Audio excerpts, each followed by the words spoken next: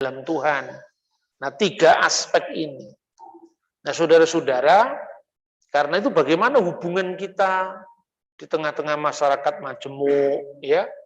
Kita harus menunjukkan perilaku kita sebagai seorang Kristen bahwa orang Kristen itu kehidupannya seharusnya menjadi teladan yang bisa dilihat oleh orang lain. Tetapi tidak cukup karena perbuatannya, tetapi juga ketika imannya dipertanyakan, dia bisa menjawab. Nah, ini yang berhubungan dengan konsep iman tadi. Maka di dalam 1 Petrus pasal 3:15 itu dikatakan, kuduskanlah Kristus di dalam hatimu sebagai Tuhan. Artinya harus ada pengenalan pribadi siapa Kristus. Dan siap sedialah segala waktu untuk memberikan pertanggungan jawab. Bahasa aslinya apologia. Kepada setiap orang yang meminta pertanggungan jawab dari kamu. Tentang apa? Tentang pengharapan yang ada padamu. Tetapi haruslah dengan lemah lembut dan hormat dan dengan hati nurani yang murni, agar orang yang memfitnah kamu karena hidupmu yang saleh di dalam Kristus menjadi malu karena fitnahan mereka itu. Maka sejak berdirinya gereja tahun 33 Masehi sampai kemudian gereja itu berkembang di luar Yerusalem, ya, karena gereja itu pertama kali kan berdiri di Yerusalem saat terjadinya pencurahan Roh Kudus. Lalu berkembang ke wilayah bukan Israel. Kisah Rasul pasal 11 ayat 26 itu di Antioquia. Antioquia itu sekarang Syria. Kemudian baru ke Roma. Setelah ke Roma ke Alexandria dan akhirnya ke seluruh dunia sampai sekarang ini. Jadi kekristenan itu sejak pertama kali mempertanggungjawabkan imannya ketika imannya itu dipersoalkan. Satu contoh ya, ada seorang penulis gereja, apologet ya, apologet seorang pembela iman, namanya Justinus Martir. Dia menulis sekitar tahun 140 Masehi. Dalam bukunya 2 jilid, judulnya adalah Apologia. Dia seorang ahli filsafat dulunya. Tetapi kemudian ketika iman Kristen itu diserang oleh filsafat Yunani, kemudian dia belajar dan akhirnya malah dia bertobat menjadi seorang Kristen dan mempertanggungjawabkan imannya ketika imannya dipersoalkan orang lain. Tetapi harus dengan lemah lembut dan hormat dan respek. Perbedaan ini tidak apa-apa. Cuman kalau perbedaan jangan kemudian kita larut. Kita ini contohnya ya di masyarakat majemuk. Kehidupan kita orang Kristen itu adalah kehidupan yang sesungguhnya adalah kesaksian. Kita ini sehari-hari saja, Anda misalnya keluar dari rumah kita, di sekolah kita, itu kan bertemu dengan orang-orang yang berbeda-beda, baik iman, apalagi kalau Anda sudah keluar dari desa ini desa Kristen ya. Misalnya Anda kuliah di luar kota, tentu teman-teman kita kan tidak semuanya Kristiani. Nah kadang-kadang orang tuh nanya-nanya. Nanya-nanya itu tidak harus benci, tidak. Ada yang ingin tahu, tetapi ada juga yang memang mencoba untuk mengacaukan iman kita. Misalnya contoh ya, misalnya. Beberapa tahun lalu itu ada seorang pengkhotbah terkenal India yang di Malaysia aja dicekal. Namanya adalah Zakir Naik. Orang ini terkenal sekali. Lalu dalam ceramah-ceramahnya itu selalu mengundang pemuda-pemuda Kristen. Suruh duduk di VVIP di depan. Ditanya, tunjukkanlah di dalam Alkitab di mana Yesus pernah mengatakan, akulah Allah, sembahlah aku. Ada enggak? Tidak ada, berarti Yesus bukan Allah gitu kan. Kira-kira kalau ada ditanya gitu jawabanmu apa? Kira-kira kalau ditanya begitu apa jawaban kita? Apakah Yesus pernah mengatakan, akulah Allah, sembahlah aku? Oh, enggak ada. Berarti Yesus bukan Allah. Jawabannya itu gampang sekali. Statement itu kan tidak harus eksplisit seperti itu. Tergantung konteksnya, budayanya, ya kan?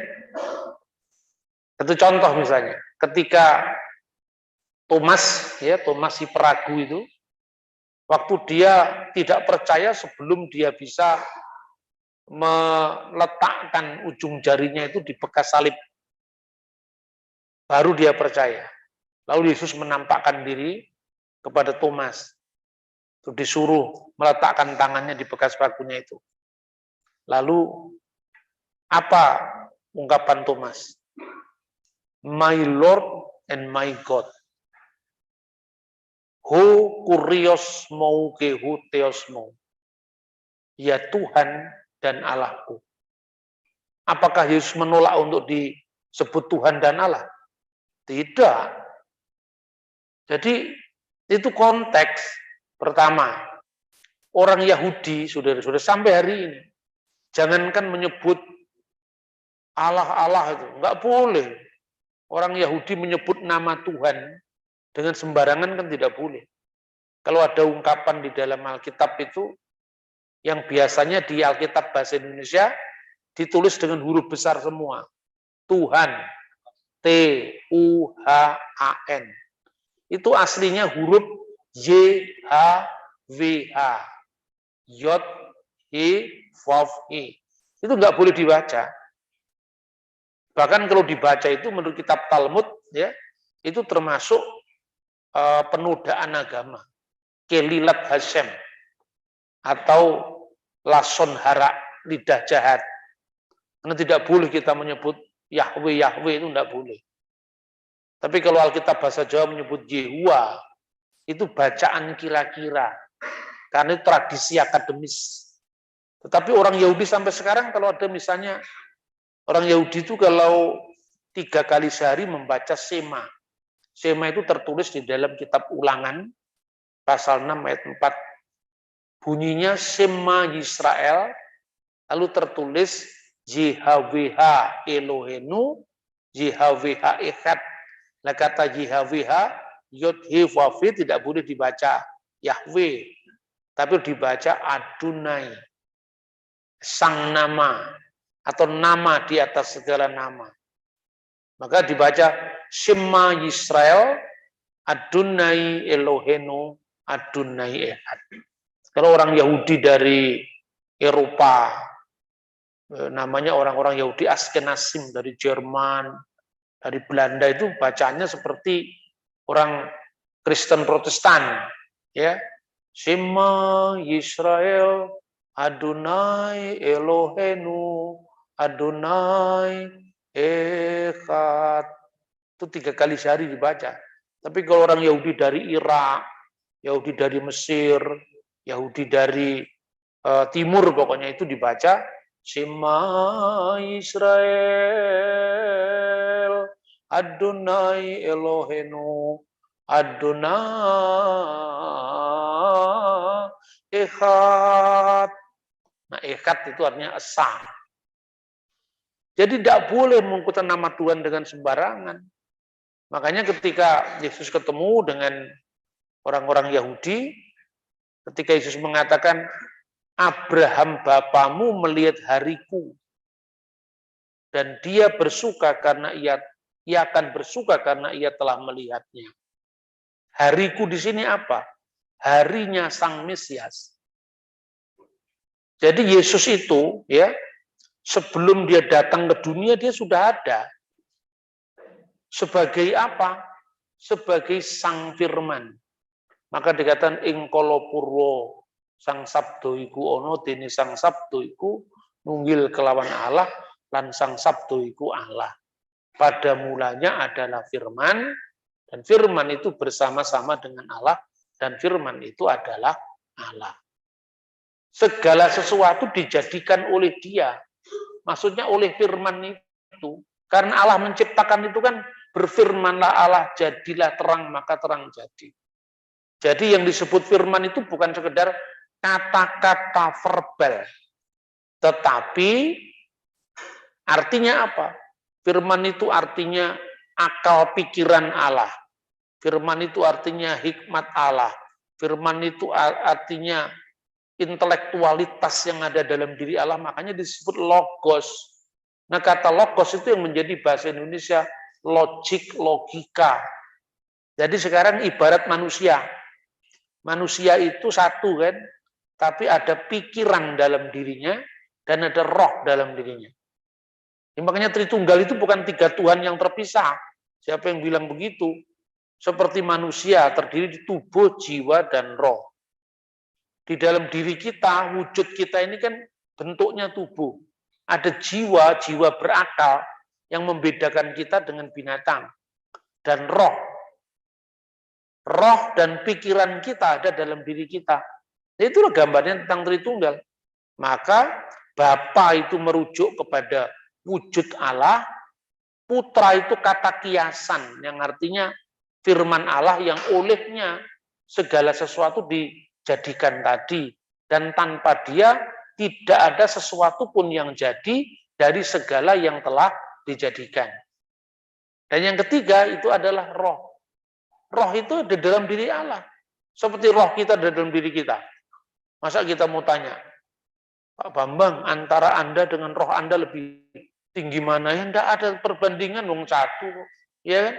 Maka orang ditanya, bagaimana menjelaskan Tritunggal yang lebih mudah? Ya seperti tubuh, jiwa, dan roh.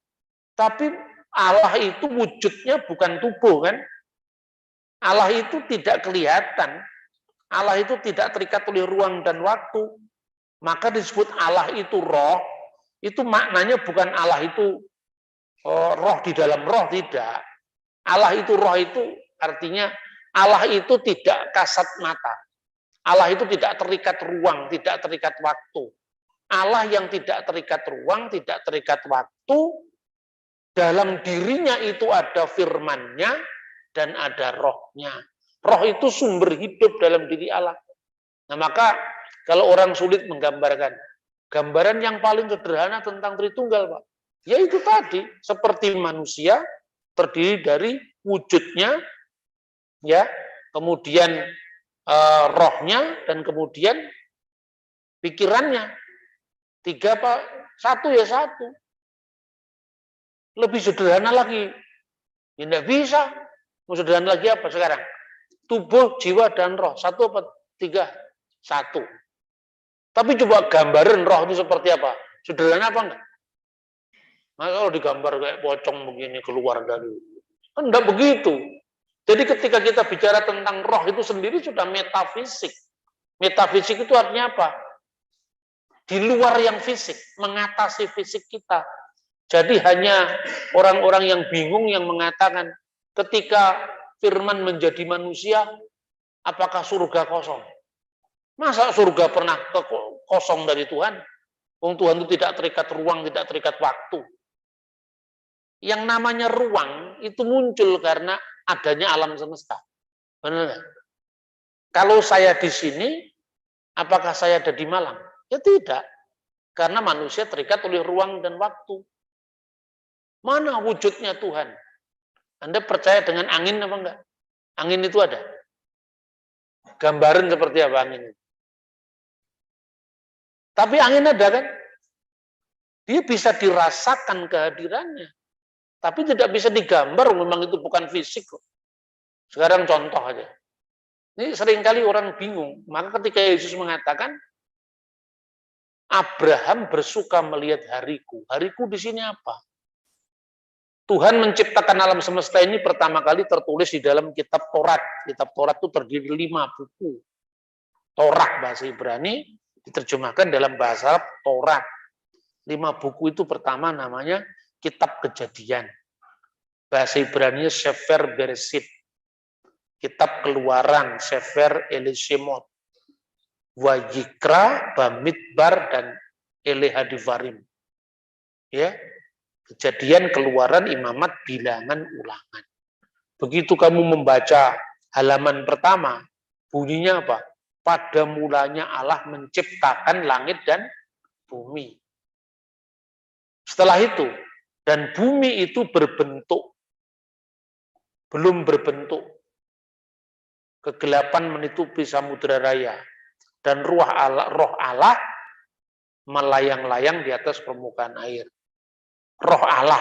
Jadi setelah Elohim, ruah Elohim. Berfirmanlah Allah. Jadilah terang, maka terang itu jadi. Di sini ada Elohim, ruah Elohim, dan Yumer Elohim, Yehi Or wa Yehi Or. Jadilah terang, maka terang itu jadi. Jadi di dalam penciptaan itu sendiri ada Trinitas. Bapa, Putra, dan Roh Kudus. Bapa itu yang disebut dengan wujud Allah Elohim. Firman Allah itu adalah Dafar Elohim, dan roh Allah itu ruah Elohim. Nah sekarang pertanyaannya, Anda ketemu sama orang-orang saksi Yehova, ya biasanya mereka kan sombong sekali. Orang biasanya ditanya itu, Yesus itu Tuhan apa Allah? Kalau Yesus itu Tuhan, is oke Pak. Kalau Allah itu ya nggak masuk akal katanya.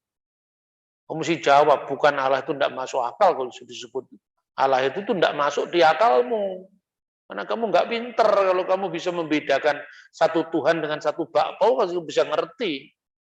Allah itu sesuatu yang metafisik. Bagaimana kamu bisa tunjukkan ruang dan waktu? Kayak misalnya orang Jawa menyebut Gusti Allah itu tan keno kinoyo ngopo, tan keno winiroso.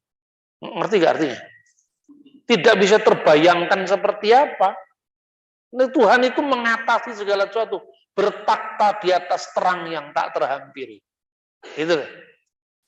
Kalau ini apa namanya gelas ini ya, ada di sini. Ketika saya tarik ke sini, mau saya minum, di sini kosong karena bendanya pindah ke sini. Ini ruang. Tapi kalau Tuhan apa terikat dengan ruang? Kalau misalnya Tuhan hadir di acara KKR atau di acara ibadah, berapa jumlahnya gereja-gereja di Indonesia? Wah, ribuan jumlahnya. Terus Tuhan sekarang sibuk di Papua, apa enggak ada di Segaran sekarang. Nah, yang seperti ini kan mesti clear. Tritunggal itu tidak bicara tentang ruang, waktu, jumlah. Lah orang ditanya aja, ini orang Kristen itu otaknya tidak jalan. Kenapa? 1 ditambah 1 ditambah 1 sama dengan berapa? 1 ditambah 1 tambah sama dengan 3. Kenapa harus kamu tambah? Kenapa nggak dikalikan? Iya kan? Kalau 1 kali 1 kali 1 ada berapa? Ada 1. Karena Tuhan itu bukan soal penjumlahan. Berarti matematika itu sendiri nisbi, relatif. Ya kan? Nah ini loh, kadang-kadang orang tidak paham seperti itu. Maka orang tanya, pada mulanya adalah firman. Dan firman itu bersama-sama dengan Allah, dan firman itu adalah Allah. Orang yang otaknya nggak sampai bingung, karena firman digambarkan dengan benda. Kalau satu benda bersama dengan benda yang lain, benda ini beda dengan benda yang satunya. Kalau misalnya Yohanes bersama-sama dengan Markus, apakah Markus adalah Yohanes? Bukan. Karena Yohanes dan Markus itu terikat oleh ruang dan waktu. Kalau sekarang Yohanes ada di Sidoarjo, makan bakso atau tahu lontong, dia tidak bisa berada di Kediri dan makan misalnya tahu takwa gitu. Ngerti nggak? Karena manusia terikat oleh ruang dan waktu. Tapi kalau Tuhan tidak terikat oleh ruang dan waktu, maka kalau dikatakan Yohanes bersama Markus, apakah Yohanes adalah Markus? Ya jelas bukan lah, itu pastilah orang anak kecil juga ngerti kalau itu. Nah sekarang pertanyaannya, kalau firman bersama-sama dengan Allah, apakah firman adalah Allah? Saya jawab Allah. Lah kok bisa? Kalau Yohanes bersama Markus, Markus bukan Yohanes karena gundulnya Yohanes, gundulnya Markus, ndasmu itu kan terpisah satu sama lain. Bener nggak? Lu mikir kok nggak bisa cerdas? Mau bicara Tuhan kok bicara matematika, atau bicara Tuhan bicara fisik. Nanti kalau kamu masuk kuliah, atau ada yang sudah kuliah toh, kamu belajar yang namanya filsafat, pengantar ilmu filsafat. Tidak usah jauh-jauh ngomong dulu.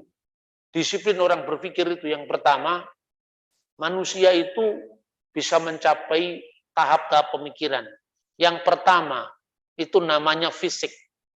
Jadi kalau Anda mikir Tuhan itu fisik, ketika Yesus disalib surga jadi kosong itu paling rendah pikiran kayak begitu. Ngerti nggak? Fisik itu apa? Kalau nggak ada bendanya, Anda nggak bisa dihitung. Ini air mineral, ini air mineral, ini air mineral. Ada 3 air mineral. Ini fisik kelihatan. Nah, setelah fisik, ada yang namanya matesis. Matesis itu kalkulatif, menghitung. 5 kali 5 sama dengan berapa? 25. Mana? 25-nya mana sekarang? Ada di mana 25?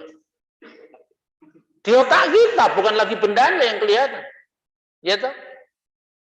10 kali 1000 ada berapa? 10.000. Mana 10.000?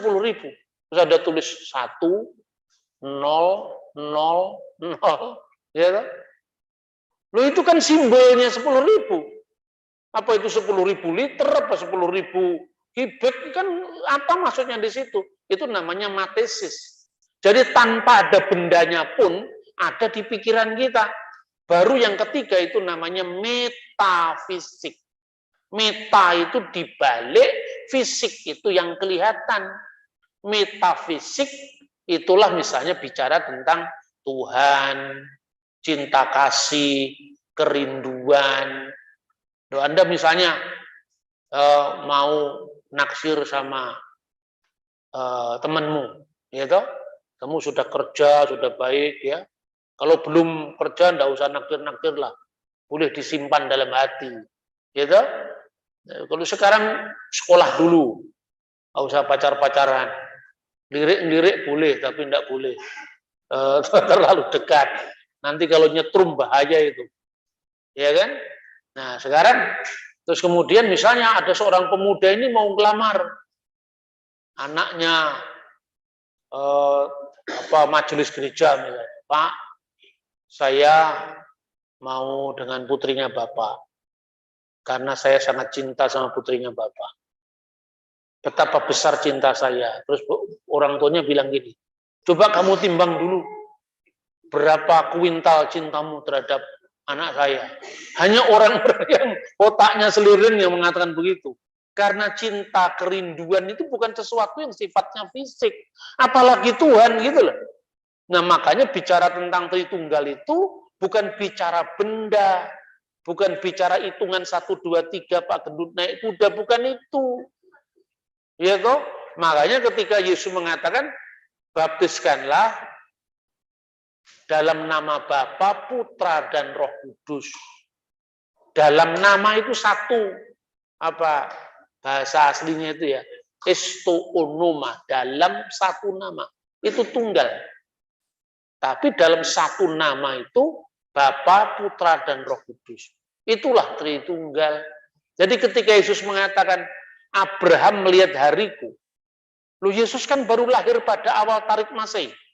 Bagaimana kok bisa mengatakan Abraham melihat hariku? Bukankah Abraham itu hidup 2000 tahun sebelum Yesus? Kan begitu kan? Nah itu harus lihat konteksnya. Di dalam kitab Kejadian pasal 12, ya, di situ Tuhan berjanji pada Abraham ketika Abraham dipanggil. Ada yang silakan dibaca Kejadian pasal 12 ayat 1 sampai dengan ayat 3. Ya kan? Abraham disuruh meninggalkan tempat kelahirannya, meninggalkan rumah bapaknya, rumah ibunya, ke suatu tempat yang akan kutunjukkan kepada. Berarti Abraham belum tahu kemana itu, karena itu tindakan iman. Maka Abraham itu menjadi bapak orang beriman karena dia belum tahu alamatnya, disuruh pergi sama Tuhan, nurut kok. Terus Tuhan akan menjadikan dia, kamu akan menjadi bangsa yang besar. Namamu akan masyhur. Nah, seumpama Abraham itu tidak nurut sama Tuhan, itu namanya akan tenggelam di telan kelam kabut kelupaan masa silam. Tidak ada orang mengenang Abraham. Kalau segera Abraham orang kaya, Abraham orang hebat, banyak orang hebat yang lain. Tapi karena Abraham dikenal, karena dia menyembah Allah yang mengutusnya, lalu namamu akan masyhur, yang memberkati kamu akan menjadi berkat, yang memberkati kamu akan diberkati, yang mengutuk kamu akan dikutuk, dan olehmu semua kaum di muka bumi akan mendapatkan berkat. Itu konteksnya itu. Jadi pertama Abraham jadi bangsa yang besar, terbukti itu sekarang. Dari keturunannya Abraham lewat Sarah, lewat Ketura, lewat Hagar, muncullah bangsa Timur Tengah yang besar. Orang Israel itu keturunannya dari Sarah. Orang Arab itu keturunannya dari Hagar. Nah, orang Midian itu keturunannya dari Ketura. Midian itu di kaki Gunung Sinai. Sekarang ini di Mesir misalnya. Namamu akan masyhur. Abraham itu masyhur karena membaca doa Yahudi. Selalu ada nama Abraham. Baruch atah Adonai Eloheinu melek ulam. Terpujilah engkau ya Tuhan Allah sembahan kami. Raja yang kekal. Elohe Abraham, Elohe Yitzhak, Elohe Yakub. Allah yang disembah Abraham, Allah yang disembah Ishak, Allah yang disembah Yakub, makin Abraham. Perisai Abraham. Anda membaca perjanjian baru, langsung ketemu kata-kata, inilah silsilah Yesus Kristus, anak Daud, anak Abraham. Kan terkenal ya? Anda lihat orang Islam sholat. Ya, kama sholai ta'ala Sayyidina Ibrahim, wa ala ali Sayyidina Ibrahim. Nama Ibrahim juga muncul. Terkenal, kan Alkitab bener. Itu ribuan tahun loh dilestarikan namanya. Yang memberkati kamu akan diberkati, yang mengutuk kamu akan dikutuk, dan olehmu semua kaum di muka bumi akan mendapatkan berkat. Olehmu semua kaum di muka bumi akan mendapatkan berkat itu, berkat yang namanya dari Sang Mesias, yaitu dari keturunan Abraham yang akan merealisasikan janji Tuhan yang paripurna melalui kedatangan Sang Mesias. Makanya itu disebut sebagai Yume Malka Mesiha dalam bahasa Aramaik, yang artinya hari-hari Sang Raja Mesias. Itulah yang oleh Yesus dikatakan, Abraham melihat hariku. Jadi hariku itu hari Kristus sebagai Sang Mesias yang sudah ada sebelum segala sesuatu ada. Maka saya katakan, orang saksi Yehova yang sulit memahami Yesus itu tidak praeksisten, artinya sudah ada sebelum kedatangannya ke dunia. Saya tanya, kamu lepaskan dulu pikiranmu Yesus dalam sosoknya sebagai manusia. Lalu kamu bayangkan, firman Allah yang kekal, yang menciptakan alam semesta. Itulah yang Injil katakan pada mulanya adalah firman. Terus saya tanya sekarang sama kamu. Kamu pikirkan, Allah menciptakan alam semesta ini caranya bagaimana? Berfirman, Pak. Berfirmanlah Allah, jadilah terang, maka terang itu jadi. Sekarang saya tanya, Allah dengan firman Allah duluan mana adanya? Siapa yang bisa jawab? Allah dengan firman Allah duluan mana adanya? Duluan mana kira-kira? Duluan Allah. Berarti Allah sudah ada, firmannya belum ada. Berarti ketika Allah belum punya firman, Allah pernah tidak bisa menciptakan. Duluan mana sekarang? Duluan firman, firmannya siapa? Berarti sama-sama kekal. Iya toh? Tidak pernah Allah ada tanpa firmannya. Karena firman Allah selalu bersama-sama dengan Allah. Tidak ada yang awal, tidak ada yang akhir. Maka Yesus mengatakan, akulah Alfa Omega. Kang murwani lan kang mungkasi, yang awal dan yang akhir. Allah itu selalu ada bersama firman-Nya dengan rohnya. Nah sekarang saya tanya, Allah dengan roh Allah lebih dulu mana adanya? Sama-sama. Sebab kalau lebih dulu Allah, berarti roh kan pernah tidak ada. Waktu rohnya Allah belum ada kan dia pernah almarhum berarti. Berarti Allah tidak mungkin tidak punya roh. Itulah Tritunggal gitu loh, gampangannya. Nah firmannya kemudian jadi manusia. Apa di surga kosong? Memang ruang, kalau di surga kosong itu ruang dan waktu. Kalau saya di sini tidak ada di sana, itu kan manusia. Aku di sini, engkau di sana. Memang beda. Iya memang saya di Kediri, tidak ada di Malang sekarang gitu loh. Jadi Tuhan itu tidak terikat oleh ruang dan waktu. Paham enggak saudara-saudara? Terus yang kedua, bedakan Yesus secara manusia dan Yesus secara firman Allah. Firman itu bukan sekedar kata-kata, pikiran. Pikiran kalau keluar menjadi ide, kalau diucapkan jadi kata-kata, itu kan. Nah, sekarang pertanyaannya, kalau dikatakan Pancasila itu lahir dari pikiran Bung Karno, apakah pikiran punya istri sekarang? Hanya orang yang tidak pinter yang mengatakan, kalau Tuhan punya anak, siapa bidannya? Itu refleksinya kurang. Memang kalau lahirnya sebuah gagasan itu butuh istri, butuh anak. Di dalam bahasa sehari-hari aja kalau kita ngomong, anak tangga, apakah tangga itu punya istri? Anak jalanan, apakah jalanan punya istri? Anak sekolahan, sidul itu misalnya, itu mesti sekolahnya kawin dulu kan? Ya tidak. Iya toh? Itu kan bahasa kiasan gitu loh. Antara yang kiasan nggak bisa membedakan. Tapi orang itu begitu pedenya mengkritik iman Kristen. Kadang-kadang kaget juga saya. Kok bisa ya ada orang seperti itu? Saya itu kalau tidak paham agama lain, saya tidak akan komentar. Karena jangan-jangan saya salah. Ketika saya tanya kepada teman saya yang Hindu, ya saya tidak mengomentari agama Hindu, kecuali saya tanya kepada ahlinya agama Hindu. Dunia itu kan rusak kalau orang nyampuri urusan orang lain. Gitu loh.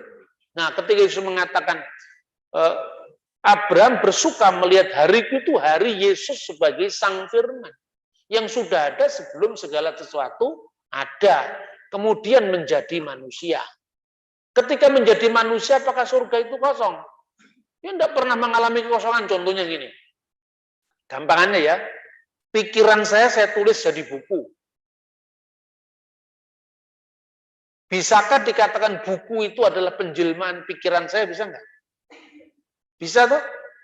Karena siapa yang membaca buku saya, dia memahami pikiran-pikiran saya. Tapi pertanyaannya, kertasnya saya apa bukan? Bukan, kertasnya bukan saya. Tapi kertas itu fungsinya tidak bisa dilepaskan dari saya. Kalau kertasnya terbakar, apakah pikiran saya habis? Habis apa enggak? Enggak. Tapi kira-kira saya tersinggung enggak kalau buku saya dibakar? Saya tersinggung. Hubungan saya dengan penjelmaan pikiran saya, itu hubungan yang sifatnya psikologis. Jadi ketika kamu menghancurkan buku saya, kamu menghina saya. Tetapi badan saya tidak ikut sakit karena kertas buku saya Anda lecehkan. Ketika firman menjadi manusia, benar-benar menjadi manusia, bukan setengah manusia. Ya, ketika firman menjadi manusia, firman itu telah menjadi manusia dan tinggal di antara kita. Ya, kehulokos saks egenetu dalam bahasa asli. Kalau diterjemahkan dalam Alkitab bahasa Arab, wal kalimatu sara jasadan. Dan firman itu telah menjadi jasad, menjadi daging. Wahalla bainana, dan diam di antara kita. Firman itu diam di antara kita. Dan kita telah melihatnya, yaitu kemuliaan yang diberikan kepadanya, penuh kasih karunia dan kebenaran dan seterusnya. Jadi artinya, Kristus itu ketika menjadi manusia, sepenuhnya manusia. Berarti yang sepenuhnya manusia itu yang kelihatan itu, yang disalib itu, yang mati itu. Seperti rusaknya kertas tadi loh. Tapi kan pikiran saya tidak ikut rusak. Begitu aja nggak ngerti. Kan gampang itu kan. Apanya yang sekarang tidak bisa dijawab oleh iman Kristen? Semua clear. Hanya kita mau apa enggak? Serius untuk memikirkan iman kita. Namanya tadi apa? Ngopi. Ngoncei perilaku iman kita. Ya toh? Itu loh kira-kira saudara-saudara. Jadi dia yang dibunuh dalam keadaannya sebagai manusia. 1 Petrus pasal 3 18. Ya. Kemudian yang dalam keadaannya sebagai manusia dia telah mati, bahkan mati di kayu salib. Berarti yang mati itu kemanusiaannya. Terus orang mengatakan, Pak, Tuhan kok mati? Tuhan nggak bisa mati. Mana ada Tuhan mati? Kadang-kadang orang bingung.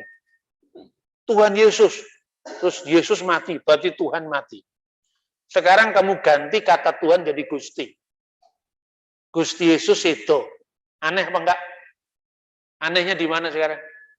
Kalau Gusti Patih sampun tinimbalan dening Gusti, aneh apa enggak? Itu hanya problem bahasa Indonesia. Kalau Anda mengatakan dalam bahasa Inggris misalnya Lord Andrew misalnya meninggal. Lord itu artinya kan tuan, sekaligus tuan segala tuan. Maka kalau dalam bahasa Jawa Gusti Pangeran Diponegoro Sido wonten ing Manado. Aneh apa enggak? Wong Gusti itu gelar. Tapi kalau Anda mengatakan Gusti Yesus, berarti karena Kristus itu ya dari jabatan kemanusiaannya itu Gusti, makanya ya yang sedo ya Yesusnya, bukan Gustinya, karena Gusti itu gelar. Tapi Alkitab tidak pernah mengatakan Allah mati, tidak pernah ada. Itulah bedanya antara kata Tuhan dan kata Allah. Nah, bahasa Indonesia kita tidak punya kata yang double, begitu maknanya tidak punya. Bahasa Inggris punya Lord. Lord itu bisa Lord Charles, bisa Lord God. Bahasa Ibrani, bahasa Latin, semua punya. Adonai bisa berarti Tuhan, bisa berarti Tuhan. Kurios bisa berarti Tuhan, bisa berarti Tuhan. Gusti bisa berarti Tuhan, bisa berarti Tuhan. Tapi kalau Tuhan bahasa Indonesia, itu baru kira-kira abad 19 berubah makna. Jadi kita mesti belajar perkembangan bahasa itu seperti apa, terus mikir boleh, tapi referensi harus banyak. Ya, saya kalau ada orang Kristen kemudian sedikit aja disinggung imannya bingung. Orang kok bingungan? Bu ya tanya, referensinya banyak. Kalau kamu nanya jangan langsung percaya. Coba gampang percaya, dicek and recheck dulu. Ya, jadi itu. Dan terakhir, sekarang ini kan era informasi. Revolusi industri keempat ini sekarang ini. Jadi apa yang sekarang tidak bisa kita saksikan? Saya di Jogja beberapa saat lalu ada seminar, ya. Kemudian ada orang bertanya, bagaimana cara menjawab kita Alkitab kita itu tuduh palsu? Itu ada beberapa orang kan biasanya selalu bawa HP kan. Ya gampang. Kok gampang? Bapak kok selalu ngomongnya gampang? Ya memang gampang kok. Kenapa kamu mempersulit sendiri? Coba sekarang buka Google, ya, saya tanya gitu. Tulis www.libiblepapiri.com. Tik. Lalu di situ muncul naskah-naskah kuno Alkitab P46. Itu tulis surat-surat rasuli, khususnya Rasul Paulus. Rasul Paulus itu secara historis meninggal di Roma tahun 67 Masehi. Rasul Petrus meninggal tahun 64 Masehi. Hasil uji karbon, surat-surat perjanjian baru yang ditulisnya, itu dari tahun 85. Hanya ada jarak 18 tahun. Itu naskahnya sekarang disimpan di Biblioteca Bodmeriana Swiss. Kalau dulu, ya kira-kira tahun 97 itu saya harus ke Swiss, kan saya ini orang gampang tidak percaya tuh. Saya itu enggak gampang percaya gitu. Ah masa bener. Saya punya relasi, punya rezeki, lalu saya datang ke Switzerland, saya lihat bener, oh iya ternyata ada. Kalau sekarang Anda nggak perlu ke Swiss. Anda cukup buka Google itu loh ketemu sekarang. Per halaman dari perjanjian baru. Kurang apa sekarang ini? Jadi kalau generasi saya sekarang ini, Anda tidak lebih pintar dari saya, Anda salah. Dosa Anda. Karena malas mikir. Fasilitas ada. Orang kalau mau pergi ke Swiss, harus nabung berapa tahun Anda harus pergi ke sana. Nah, sekarang Anda cuma punya pulsa 100.000 bisa keliling dunia kok. Ya toh? Di situ ada naskah yang namanya papirus. Papirus itu bahan kertas kuno yang biasanya dibuat di Mesir dulu. Banyak di Sungai Nil itu. Jadi seperti pohon tebu itu ya panjang-panjang, lalu dikuliti. Kulitnya itu kemudian yang dijadikan bahan untuk bikin tas. Makanya Musa itu dilarung di Sungai Nil itu bukan dari daun pandan. Daun pandan ya rusak karena orang Indonesia tidak punya pohon papirus, diterjemahkan yang lebih dekat daun pandan. Itu daun papirus aslinya. Ya tengahnya itu ya setelah dikuliti itu kemudian itu digilas dengan roda besi.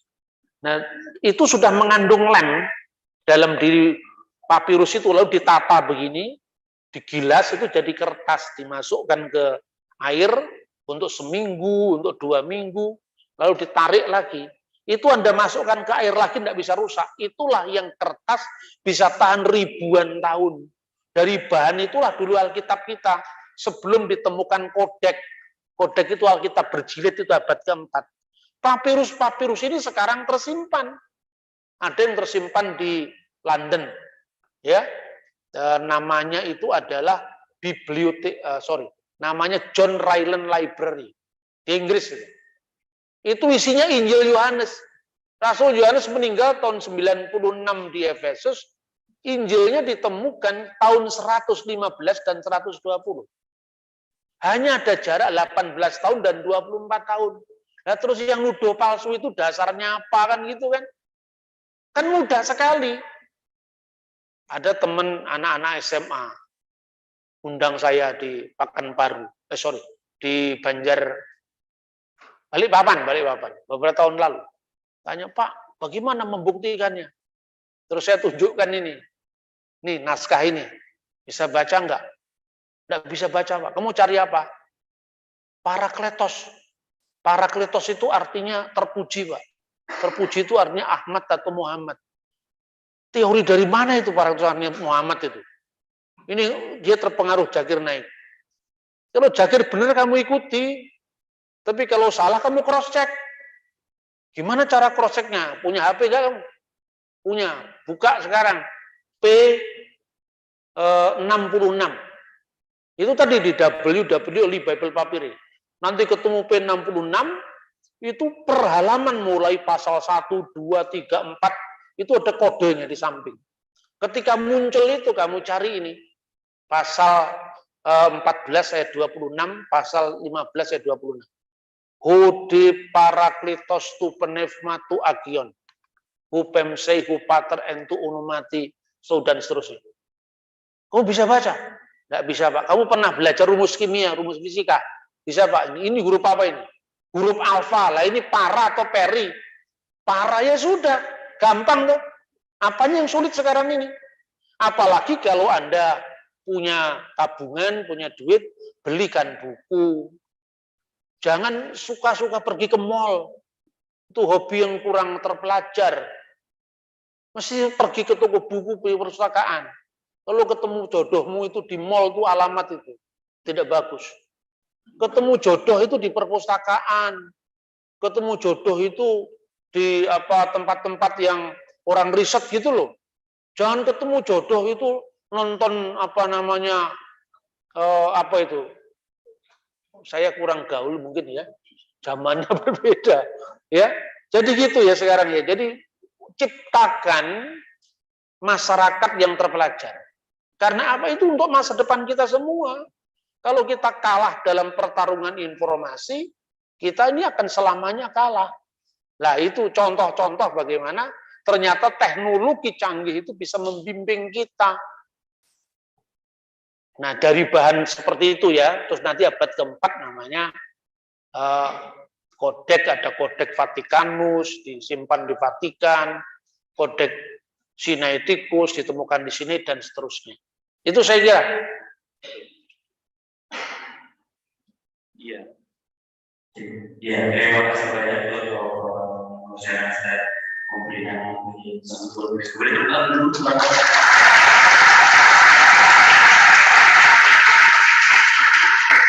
Kemudian teman-teman ketika wanita saya lalu bagaimana kita katakan tadi kita lakukan kehidupan kita sehari-hari kita mengajari semuanya teman-teman kalau kita punya siap-siap melayan-melayan tinggi dari teman-teman kita kalau mereka tidak oleh awal gitu. Lalu yang menurut saya juga menarik selain yang biasa tapi juga yang rupa dan juga bisa kita mengerti dengan mudah ya. Dari kita sendiri ada fisik, metafisis dan juga metafisik. Kalau metafisik kalau ada generasi dan ada satu pertanyaan yang terpintas dalam pikiran saya itu berarti patah hati. Itu maksud metafisik kan? Apa? Patah hati. Ketika kaum muda lalu merasakan patah hati, rasa sakit hati. Apakah hal itu juga masuk dalam metafisik? Psikologis itu. Oh, masuk psikologis. Ya, oke teman-teman, berarti kan patah hati dan berkelanjutan pemikiran saya semua masih dalam fisik, belum masuk dalam metafisik. Jadi kalau tadi jangan lama-lama. Ya, kalau semua kita akan masuk dalam pemikiran ini, kalian ditunggu bagi teman-teman semua. Namun sebelum teman-teman semua ada Q&A yang sudah masuk dalam Instagram yang saya bacakan dengan dijawab oleh ada beberapa hal. Yang pertama, pelajaran beda iman boleh. Siapa yang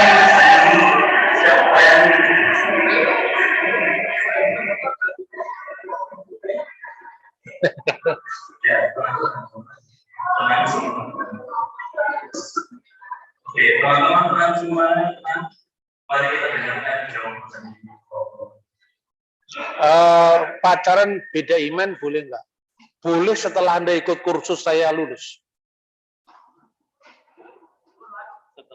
Setelah ikut kursus kelas saya lulus Anda boleh. Boleh. Tapi syaratnya harus lulus kelas saya dulu. Ya kan? Boleh, enggak apa-apa. Harus lulus kelas saya itu ya termasuk ada materi psikologinya, materi perbandingan agama, baru boleh.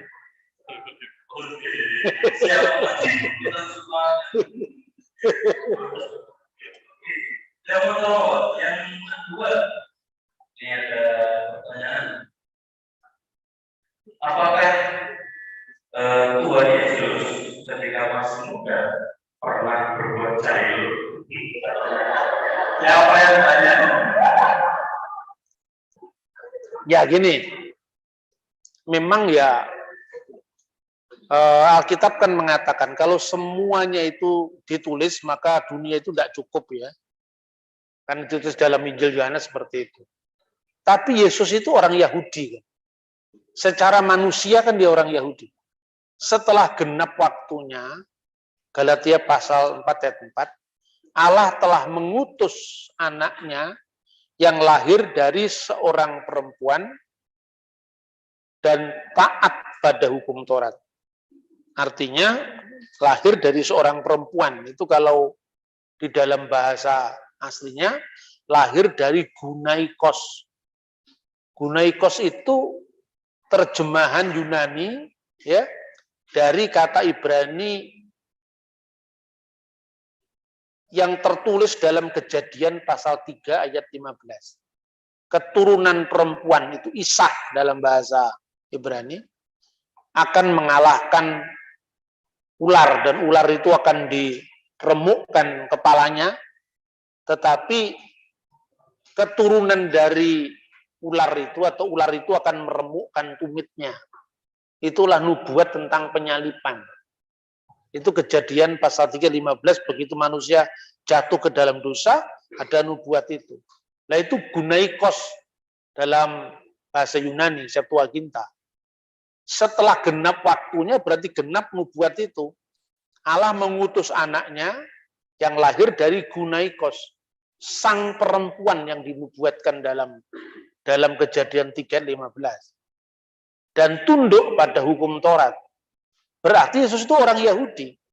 Karena Yesus itu orang Yahudi, tentu dia mengalami tahapan-tahapan pendidikan orang Yahudi. Misalnya ya, orang Yahudi itu pada usia-usia tertentu ya, pada usia 5 tahun dia mulai belajar mikra. Mikra itu mulai membaca kitab suci. Dari kitab Kejadian, ya. Misalnya hurufnya itu alef, bet, gimel, dan seterusnya.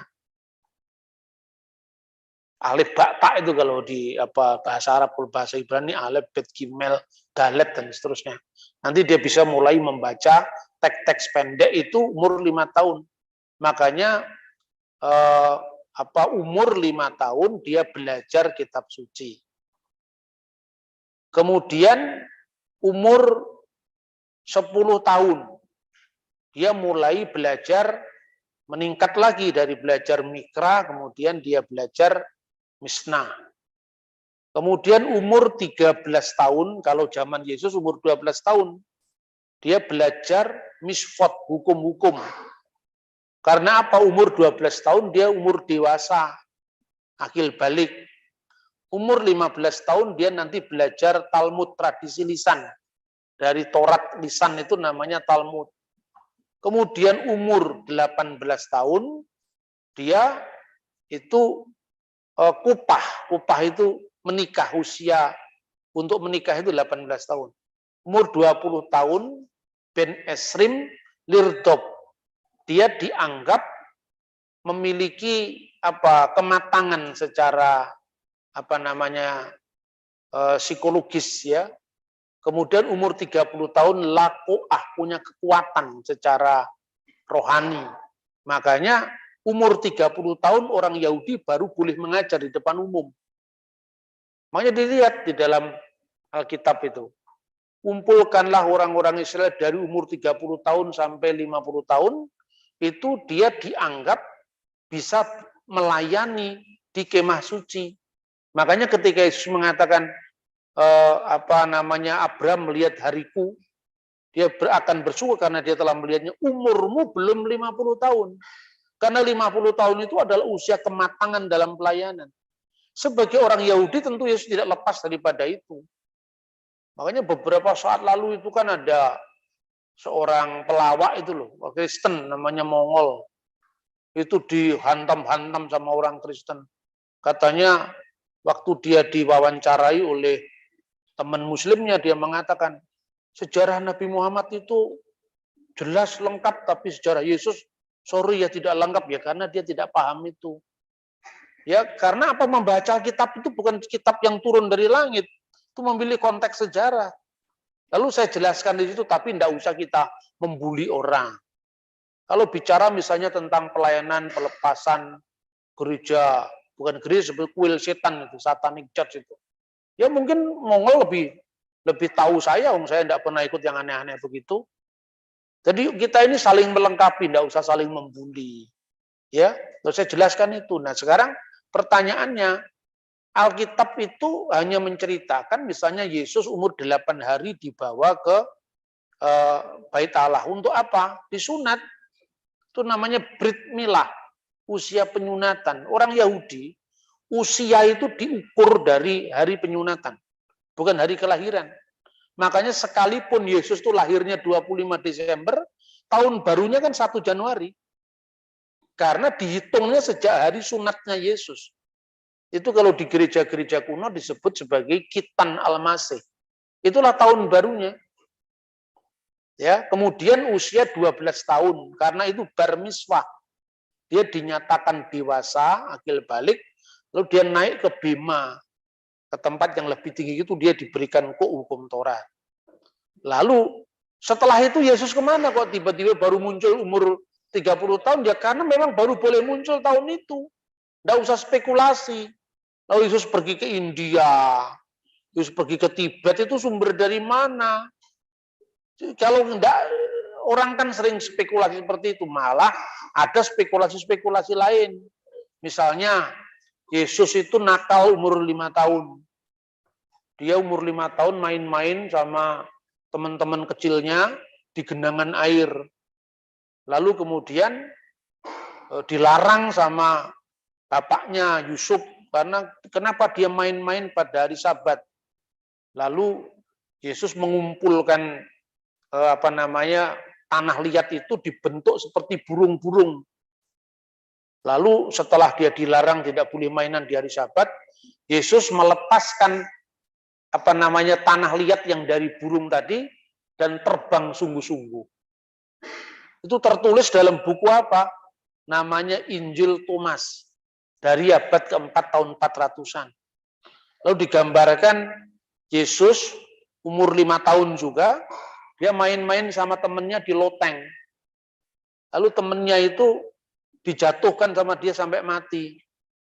Lalu kemudian ahli-ahli Taurat itu pada protes, lalu Yesus membangkitkan kembali anak umur 5 tahun yang mati yang dinakali sama dia. Itu asalnya juga dari yang namanya Injil Tufuliyah, itu dari abad ke-5. Lalu ada keajaiban, Yesus itu bahkan bisa bicara waktu bayi.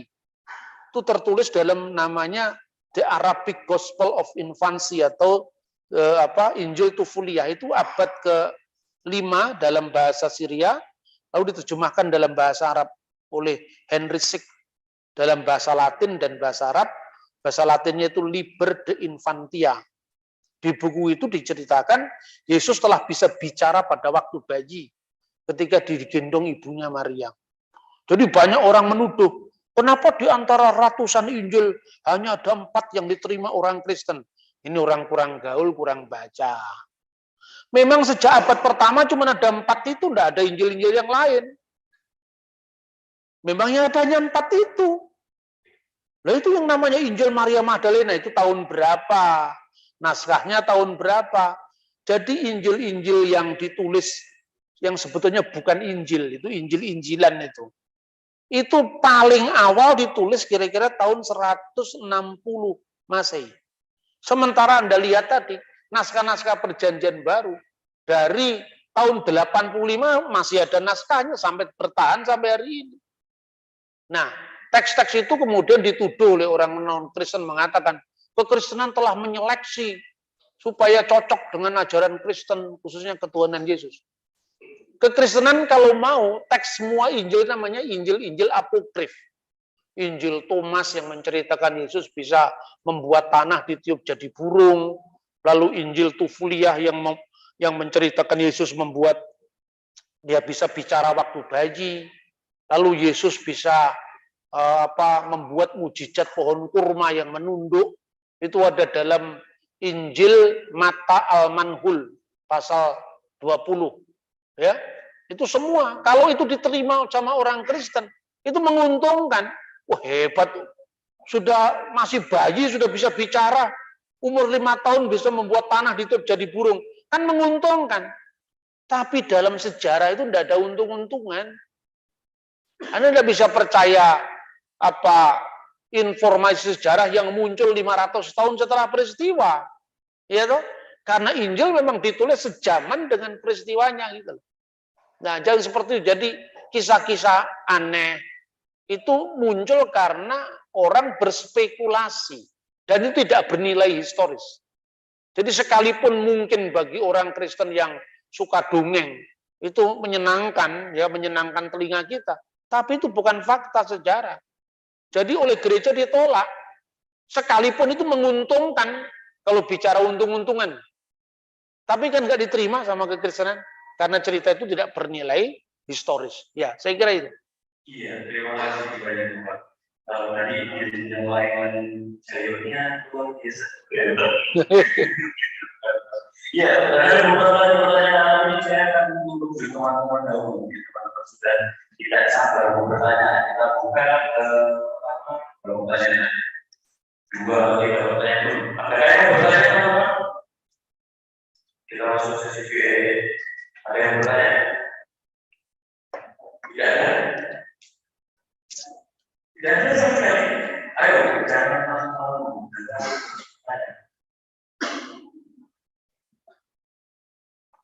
Tidak ada. Kalau tidak ada, saya boleh. Boleh Pak, ini. Boleh Pak, saya bertanya. Oh iya, iya. Tidak, makasih. Saya bertanya. Ya, tolong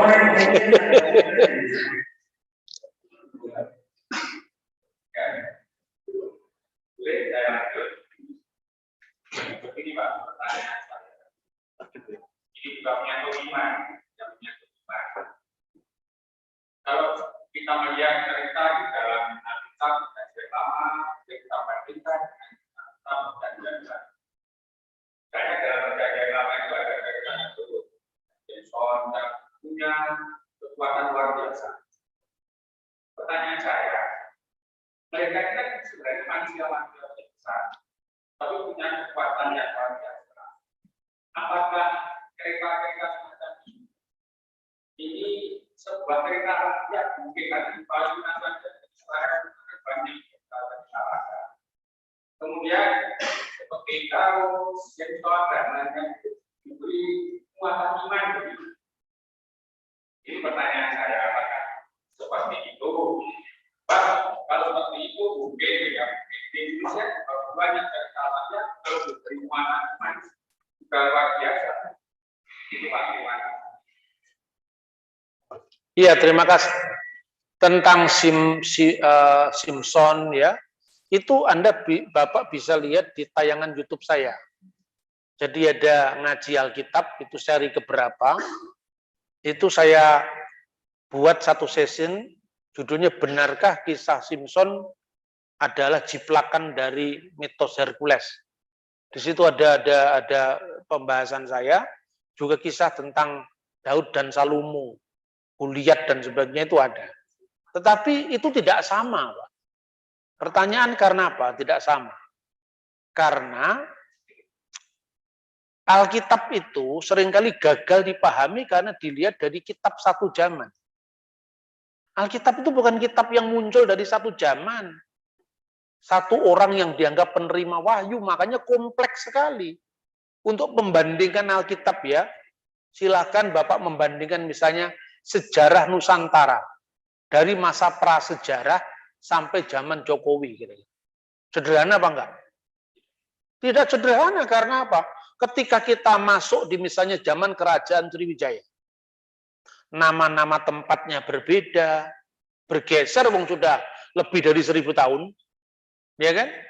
Kemudian nama tempatnya berbeda, bahasanya berbeda, jenis makanannya berbeda, kira-kira. Ini bisa nggak dipahami dari bahasa Indonesia zamannya Anton Mulyono atau Yus Badudu? Tidak bisa. Satu contoh aja. Kisah dan bahasa. Sekarang bahasanya dulu. Pernah Anda membaca prasasti Kedukan Bukit dari zaman Kerajaan Sriwijaya? Itu bahasa Melayu, itu bahasa Melayu kuno. Saya baca ya. Salah satu baris dari prasasti Kedukan Bukit. Dapun tayang nayek disampau ngalap sidayatra. Wulan jesta dapun tayang marlapas dari Minanga. Ayo siapa yang bisa terjemahkan? Ini bahasa kita loh. Tapi bahasa kita abad ke-7. Ini bahasa Melayu abad ke-7. Dapun tayang itu nama orang. Yang itulah yang menjadi kata sembahyang sekarang. Itu bukan bahasa Sanskerta, bukan bahasa Arab. Wong Arab belum masuk Indonesia. Ya, itu bahasa Nusantara asli. Naik itu naik. Seperti kata baharu menjadi baru. Di Malaysia jadi baru. Baharu jadi baru, di sini baru. Bahwasanya jadi bahwa. Di Malaysia jadi bahawa. Gitu. Malaysia, Indonesia, Brunei kan beda-beda, padahal warisannya sama. Berbeda, di sini di Malaysia berbeza. Ini 1000 tahun lebih, bahasanya sudah berubah. Wulan, bulan. Naik di sampau, sampau itu sampan. Ngalap, itu nggak ada dalam bahasa Indonesia sekarang. Adanya dalam bahasa Jawa. Ngalap barokai Kiai Hasyim Asy'ari misalnya. Ngalap itu mengejar. Ngalap berkah Pak Yai, ngalap berkahnya Bapak Kiai. Bahasa Jawa. Sidayatra, bahasa Sanskerta yang masuk dalam bahasa Indonesia. Bulan Jesta, belum ada bulan Januari, Februari, Maret. Itu sejak zaman Belanda muncul kata itu, Portugis. Bulan Jesta, bulan bahasa Sanskerta. Dapunta yang marlapas, meninggalkan marlapas itu. Dari Minanga, dari Minang. Bahasanya aja sudah berubah. Itu 1000 tahun yang lalu loh. Nah itu baru soal bahasa. Kedua, soal situasi masyarakatnya. Situasi masyarakat sekarang ketika Anda percaya dengan cerita ketoprak, atau cerita ludruk, ya, Sogol, pendekar sumur gumuling misalnya. Anda cari di prasasti ada nggak gereja? Karena itu cerita rakyat. Tapi kalau Anda mau mencari bukti tentang prasasti kedukan bukit itu bukan cerita rakyat, karena ada prasastinya. Jadi saya bandingkan dengan Alkitab sekarang. Zaman Abraham kira-kira bahasa yang dipakai bahasa apa? Bahasa Ibrani belum terbentuk. Bahasa Ibrani itu sudah zaman cucunya Abraham, Yakub itu. Zaman Abraham itu bahasanya dari Mesopotamia. Makanya ada prasastinya itu. Jadi Alkitab itu bukan sekedar keyakinan wahyu yang dipercaya kemudian kalau dikritik marah, bukan hanya itu. Akulah Tuhan. Dengan namaku Tuhan aku belum menyatakannya. Tapi dia menyatakan kepada Abraham, Ishak, Yakub dengan Allah yang maha kuasa di kitab Keluaran pasal 6. Itu bahasa aslinya. Anoki El Shaddai. El Shaddai itu diterjemahkan Allah yang maha kuasa. Itu terbukti dari prasasti-prasasti huruf paku dari Mesopotamia yang sejaman dengan Abraham, Ilu Sadu, yang artinya Tuhan yang maha dahsyat. Diibranikan jadi El Shaddai. Itu proses bahasa dan prasastinya ada. Satu contoh lagi misalnya, Anda mengenal kebebasan beragama. Undang-undangnya pertama atau katakanlah itu dokumennya pertama itu berasal dari abad ke-5 sebelum Masehi. Ini saya ceritakan bahwa Alkitab itu sejarah, bukan sekedar cerita rakyat. Dongengi kancil nyolong timun, sing penting ojo nyolongan itu kan. Itu baik, tapi itu kan bukan sejarah. Wong kancil nyatanya tidak bisa speak in English. Benar nggak? Tapi kalau ini sejarah, satu contoh ya. Anda mengenal yang namanya Kores Agung dalam Alkitab. Diceritakan dalam Yesaya pasal 45. Kores Agung itu adalah, dulu itu mungkin dianggap, oh ini cerita-cerita yang mungkin tidak bernilai historis. Tapi, saudara-saudara, sejak abad pertama Masehi, seorang sejarawan Yahudi yang bernama Flavius Josephus, dalam bukunya yang berjudul Sejarah Kuno Bangsa Yahudi, dia mengatakan, Kores Agung itu pernah mendengar nubuat Nabi Yesaya. Kores Agung itu Raja Persia yang menaklukkan Babel dari rajanya yang bernama Nabonidus. Nabonidus itu penggantinya Nebukadnezar. Lalu setelah Nabonidus itu dikalahkan, dia menerbitkan dokumen kebebasan beragama yang membebaskan orang Yahudi keluar dari pembuangan Babel, kembali ke Yerusalem, membangun bait Allah kembali. Lalu bagaimana Josephus dari abad pertama bisa dipercaya? Wong itu kejadiannya 400 tahun yang lalu, sebelum Josephus. Ternyata, Anda bisa membaca buku-buku sejarah yang sejaman. Misalnya Herodotus. Herodotus mengatakan, Kambises percaya dengan ramalan orang Mesir. Kambises itu anaknya Kores tadi. Begitu juga di mana tidak masuk akalnya kalau Kores Agung itu membaca kitab Nabi Yesaya. Itu satu.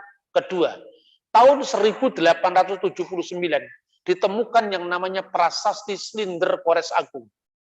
Dalam prasasti itulah terbit gagasan pertama yang disebut gagasan kebebasan, jaminan kebebasan beragama.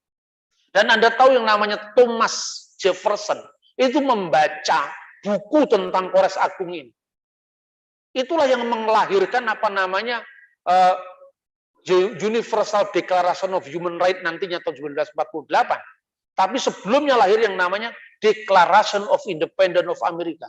Itu lahir dari piagam hak asasi pertama di dunia ini yang dibenarkan oleh Yesaya pasal 45 ayat 1.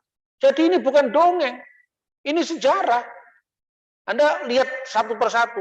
Dari mana Thomas Jefferson bisa mengetahui itu? Dari buku seorang prajurit Athena, ya, namanya, dia nulis buku, judulnya buku itu adalah Quiropedia. Jadi sekarang ada ensiklopedia, Wikipedia.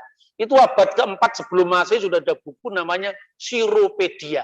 Quiropedia itu ditulis oleh seorang prajurit Roma yang mengagumi gagasan kebebasan beragama dari Kores Agung. Dari buku itulah yang dibaca Thomas Jefferson, bapaknya bangsa Amerika itu. Dari situ lahirlah piagam HAM, hak asasi manusia. Dari situ lahirlah kebebasan beragama sekarang ini. Dan siapa teks suci yang pertama membenarkan Kores Agung? Yesaya 45 ayat 1. Itu bukti. Satu contoh lagi misalnya. Anda membaca teks yang namanya Bileam bin Beor. Itu ditemukan prasastinya di Yordan. Dan jelas sekali bahwa kisah-kisah kitab suci itu bukan sekedar kisah kesaktian yang diberikan stempel normatif, ya, bukan sekedar itu. Jadi misalnya, ya, Anda lihat sekarang ketika Laban ketemu dengan Yakub, itu kan asal usulnya dari Mesopotamia, sekarang itu Irak sekarang. Yakub ini mengingini putrinya Laban yang namanya Rahel. Tetapi itu belum boleh menurut adat orang Mesopotamia saat itu. Dia harus dapat dulu Lea. Maka ketika sampai di tendanya, di kemahnya, dia baru tahu ternyata itu bukan Rahel yang dicintainya, ternyata kakaknya. Pertanyaannya, kenapa Yakub tidak tahu kalau itu bukan Rahel tapi Lea? Karena memakai hijab. Jadi hijab pertama kali itu bukan zaman Islam, itu budaya Hammurabi, kira-kira tahun 1700 sebelum Masehi. Dan itu terekam dalam kitab suci. Makanya dikatakan kenapa Yakub tidak tahu kalau itu Rahel tapi Lea, karena tertutup. Ketika dibuka cadarnya ini, oh lah kok kakaknya bukan adiknya. Makanya dalam perkawinan orang Yahudi sekarang ada yang namanya tradisi bedeken. Jadi penyingkapan kerudung itu asalnya dari Yahudi dari Mesopotamia. Setelah Yakub protes, Yakub mengatakan itu tidak lazim di sini. Berarti apa? Budayanya Laban di Mesopotamia beda dengan budayanya Yakub di Israel. Lalu ketika membuat suatu perjanjian, Laban menamainya Yegar Sehaduta. Yakub menamainya Galet. Itu dalam Alkitab pada itu. Kenapa Galet? Galet itu bahasa Ibrani. Artinya timbunan batu. Sementara Laban menamakan Yegar Sehaduta, yang artinya batu sahadat, batu kesaksian. Dari bahasanya kelihatan, ini bahasa Aram, ini bahasa Ibrani. Mirip dengan saya kasih contoh tadi, tentang prasasti kedukan bukit tadi. Di mana ada kitab suci yang sehistoris ini sekarang? Saya tanya kepada Anda. Biasanya kalau ngomong kitab suci kan, ini firman Tuhan yang disampaikan Nabi, ini kan yang itu kan. Di mana kitab suci yang bisa dikupas secara historis seperti ini? Sampai piagam HAM yang tadi saya ceritakan pun, itu dibenarkan oleh Tuhan dalam Yesaya pasal 45 ayat 1. Dan menurut Yosefus, memang yang namanya Kores Agung membaca nubuat Nabi Yesaya. Runutan kisahnya, argumentasi, sejarahnya, bahasanya, semua ketemu.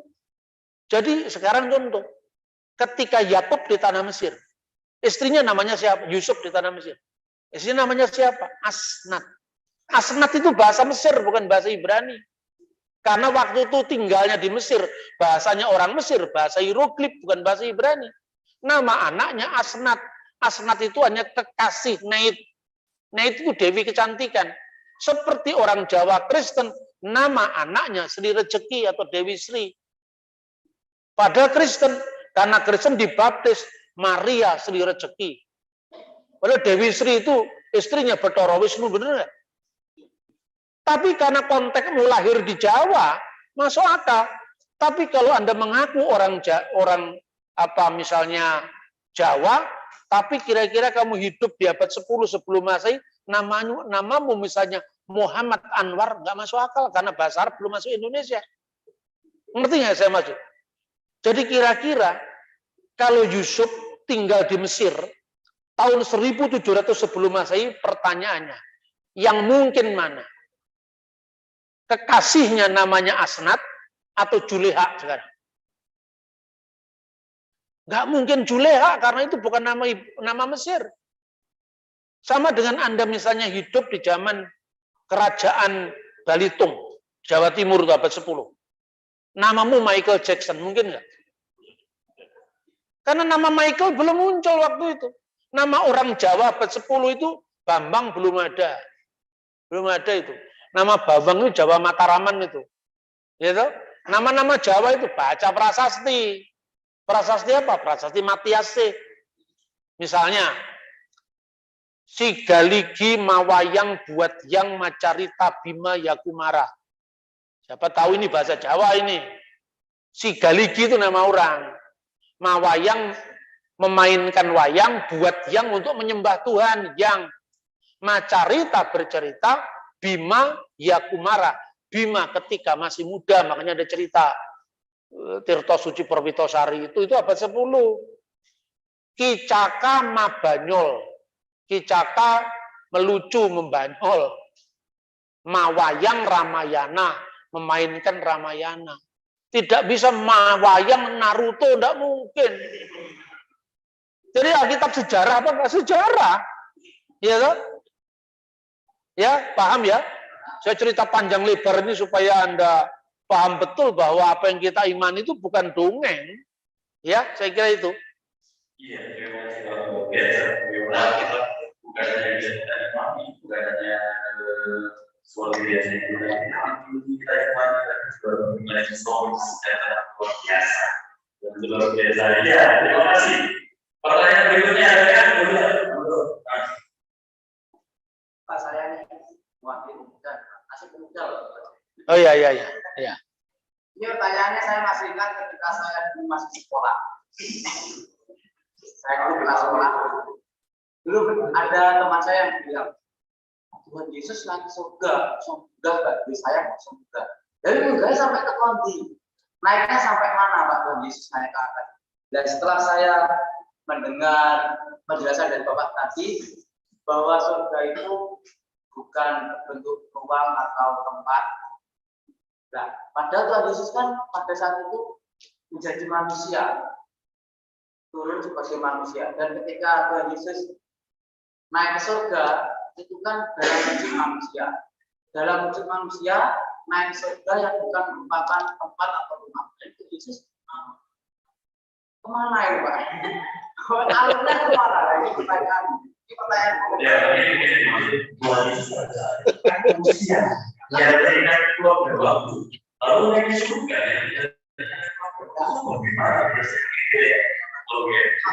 Ya. Itu juga dipersoalkan oleh ahli bedah Perancis namanya Maurits Bucaille dalam bukunya Bibel, Quran, dan Sains Modern. Dia mengatakan seperti itu. Jadi kalau sekarang dikatakan kamu akan lihat dia akan kembali seperti dia naik. Nah sekarang kalau dia lihat di Israel, dia kelihatan kan? Tapi kalau dilihat dari ujung bumi yang lain, dari mana kelihatannya? Kadang-kadang apa ya, orang itu tidak mau objektif. Kalau itu diberlakukan untuk Yesus, kenapa tidak diberlakukan untuk Isra Mi'rajnya Nabi Muhammad? Ya, jadi mestinya kita kalau menerapkan satu metode untuk mengkritisi agama orang, itu mestinya diterapkan untuk agamanya sendiri. Nah, kalau berjawaban tentang Yesus, itu begini. Kristus dalam keadaannya sebagai manusia. Dia memberikan kepada muridnya, karena muridnya kan masih punya mata telanjang secara manusia. Apa mungkin matanya disulap dulu supaya dia jadi mata surgawi kan? Enggak. Ya toh? Jadi yang dia lihat itu memang dia naik ke atas, karena atas bawah itu. Di ruangan setelah tidak ada gravitasi bumi, tidak ada lagi atas bawah. Benar nggak? Jadi artinya yang kita atas itu sesuatu yang sifatnya mulia. Dalam pandangan fisik memang kelihatan atas. Tapi begitu kita bicara non fisik atau metafisik, itu sesuatu yang luhur, sesuatu yang mulia. Dan itu tidak terikat oleh ruang dan waktu lagi. Jadi pada saat dia terikat ruang dan waktu itu fisik kita. Sesuatu yang mulia itu digambarkan ke atas. Kan tidak mungkin mengatakan, maka Yesus pun pergi ke surga menuju ke sebelah utara. Atau Yesus pun ambles ke bumi seperti Ontorejo. Kan nggak mungkin begitu.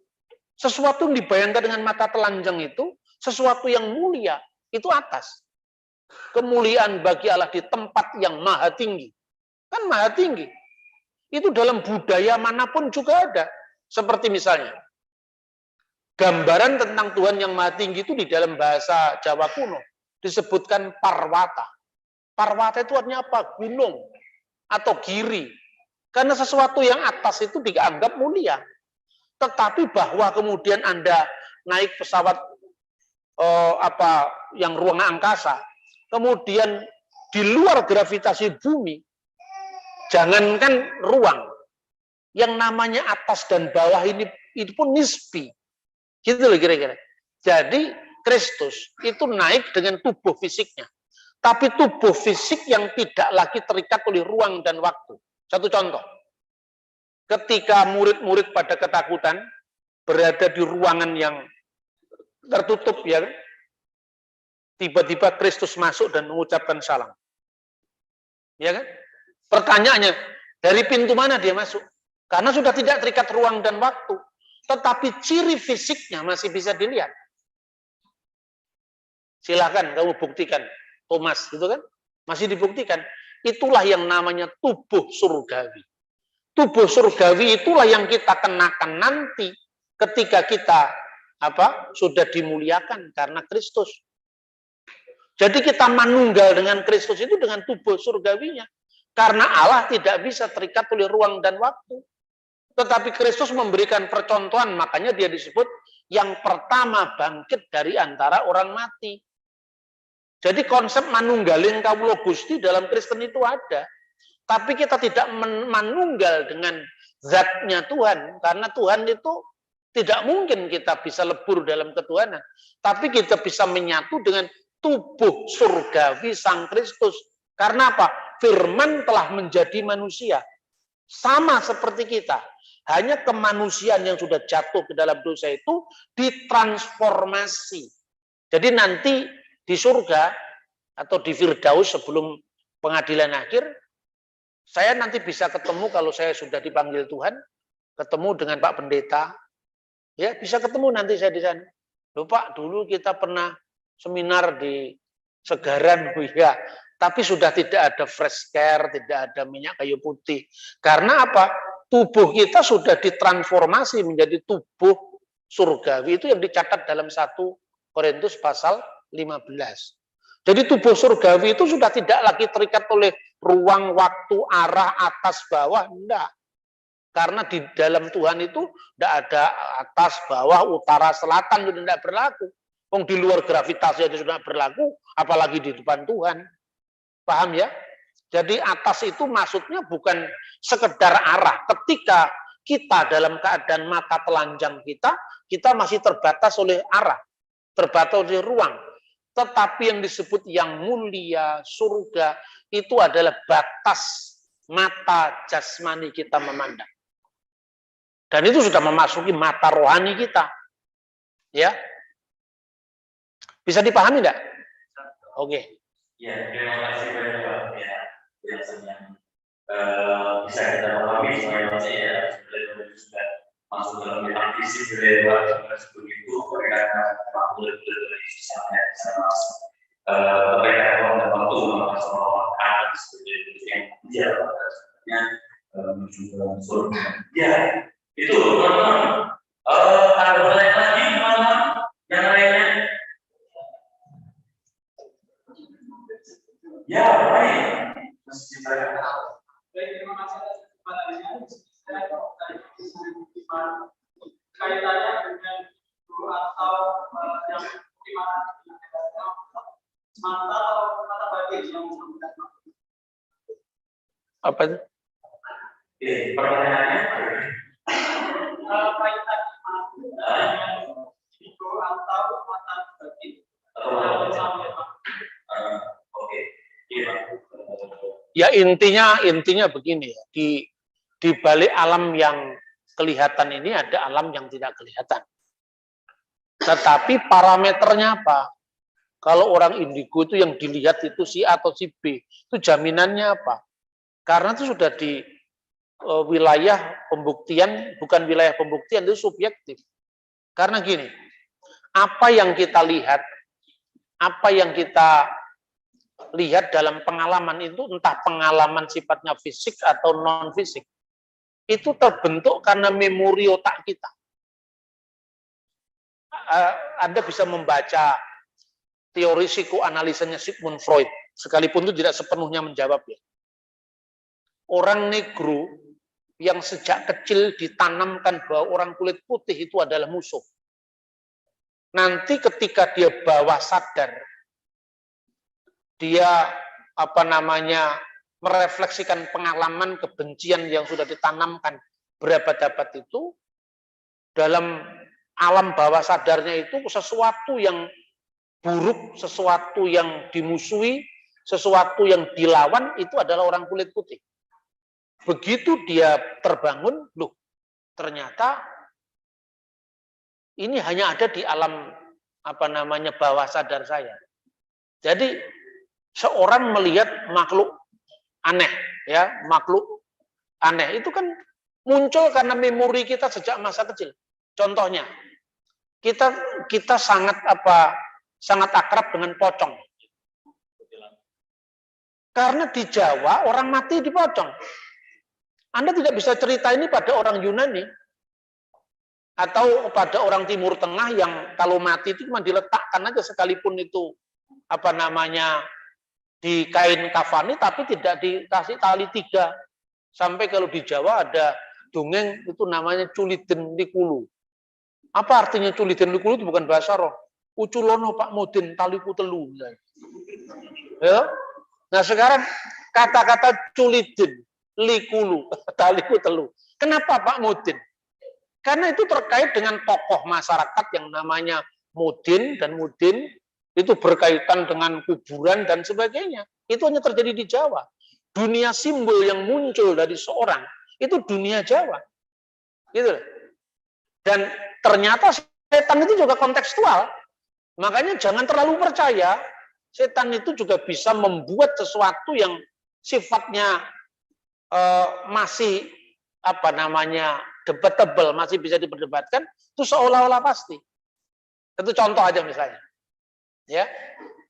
Kalau Anda membaca, ini jangankan kok sampai dunia opini ya. Dalam Alkitab sendiri ya. Kalau Anda membaca Perjanjian Lama, kata Satan itu artinya iblis. Maka dalam kitab Ayub itu has-Satan. Dengan kata sandang de Satan, itu artinya iblis. Itu bahasa Ibrani. Tapi di dalam Perjanjian Baru, kata Satanas itu kata jamak yang artinya para setan. Sedangkan kata iblis itu diabolos. Penerjemah bingung. Ini akar katanya sama, Satanas dengan Satan. Tetapi maknanya beda. Jadi bahasa itu kan bukan sekedar karena seakar atau tidak. Sama-sama bahasa seakar misalnya. Di Sunda, kata amis itu artinya manis. Tapi kata amis di sini ada sesuatu yang berbau tidak sedap. Padahal bahasa Sunda dengan bahasa Jawa kan satu akar. Bahasa Bali, Sunda, Jawa satu akar. Jadi pemaknaannya itu beda, gitu loh. Jadi makanya pemaknaan seperti itu juga muncul misalnya di dalam cerita-cerita horor ya. Terus kemudian orang yang indigo bisa melihat setan. Tapi dunia setan itu karena dunia yang sifatnya imaterial, tidak kelihatan, tapi ada. Cuman bentuk perwujudannya seperti apa itu tidak lepas dari budaya kita. Makanya kemudian karena orang sudah mengalami internalisasi simbol, setiap dia kecil ditakut-takuti. Kalau jalan lewat sana, itu di sana ada kemamang. Kemamang itu bentuknya setan yang dalam bentuk api. Nah, itu kalau di sana itu ada kuntilanak, itu kan ada kuntilanak, setan, gendruwo ya. Oleh genderuwo itu maknanya berubah. Gandarwa itu artinya bahasa Sanskerta. Gandarwa itu adalah makhluk kayangan. Kok bisa jadi genderuwo sekarang? Kapan kata Gandarwa berubah jadi genderuwo? Kalau Anda membaca syair-syair Jawa kuno ya, misalnya Kidung Sudamala itu akhir zaman Majapahit atau zaman Kerajaan Kediri. Itu kata Gandarwa artinya masih positif. Tapi munculnya kata Gandarwa menjadi genderuwo itu dalam Kakawin Sena. Itu terakhir masa Majapahit. Masuk Kerajaan Demak. Lalu ditambahi nanti ada jin, setan, peri, prayangan, terus Gandarwa jadi genderuwo tetean karena penggawainya tektok teklung, Gandarwa tetean, ilu-ilu Banaspati. Ilu-ilunya bahasa Jawa, Banaspatinya bahasa Sanskerta. Jadi bahasa itu campur baur begitu rupa, karena kita tidak pernah mikir kecuali kita hanya bicara, maka itu memasuki alam bawah sadar kita, dan kita ditakut-takuti oleh bayangan itu. Jadi kalau Anda takut ya, misalnya ini pengalaman pribadi saya. Anda takut lewat kuburan. Kemudian Anda merasa seperti mencekam. Kamu berhenti. Berhenti, jangan lari. Kamu berhenti dan saya katakan itu orang enak. Enggak usah berdoa dulu. Enggak usah berdoa dulu. Pangkatnya setan terlalu tinggi kalau kita berdoa. Ya kan? Kamu tanamkan yakin dalam dirimu. Ini konsep atau ini alam bawah sadar saya.